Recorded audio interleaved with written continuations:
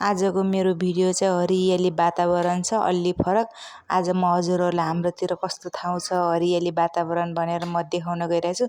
आज चाहिँ यसो घरदेखि बाहिर निक्लिया भएर भिडियो बनाउँदा नि भनेर एउटा फिल्मको गाना छ नि रणवीर सिंहको घेरा हुआ तेरा प्यार भन्ने।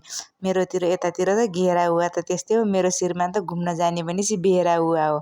बोल्दै नबोल्ने, त्यही पनि नानीलाई नानी बाबालाई भन्छ घुम्न जाऊँ भने भएर त्यही पनि के गरी गरी बल्ल बल्ल आज घुम्न गएको।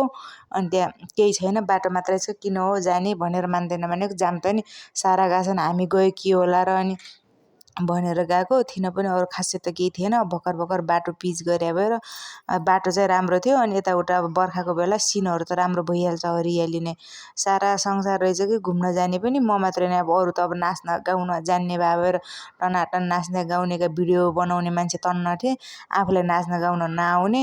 त्यही पनि मान्छेको भिडभाड देखेपछि म त मेरो क्यामेरा पनि बन्द गरिहालेँ।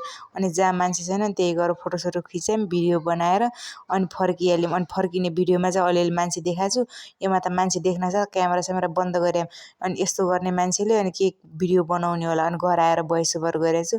मान्छेको अगाडि बोल्नै नसक्ने, कहिले होला यसरी मान्छेको अगाडि पनि पट पट पट बोल्ने, अनि क्यामेरा ठहराएर त बोल्नै नसक्ने। यही पनि सक्थेन, अझ यति पनि बानी परेको छु अलिअलि, बिस्तारै सिक्दै जाउँला, हुँदै जाला। आजको चाहिँ अलि फरक। हजुरहरूलाई कस्तो लाग्यो हाम्रोतिर ठाउँहरू? जस रमाइलो छ हरियाली। बर्खाको सिजनमा त यसो अलि टाढा घुम्न जाऊँ भने पनि सिनहरू त यति नै रमाइलो भइहाल्छ के र।